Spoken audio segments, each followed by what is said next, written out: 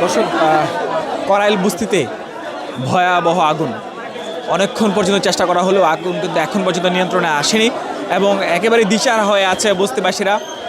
ছুটে যাচ্ছে নানা জায়গা থেকে, তারা সরে যাচ্ছে এবং আপ্রাণ চেষ্টা করছে ফায়ার সার্ভিস যেন আগুন দ্রুত নামানো হয়, কিন্তু এখন পর্যন্ত আগুন কিন্তু নিয়ন্ত্রণে আসছে না।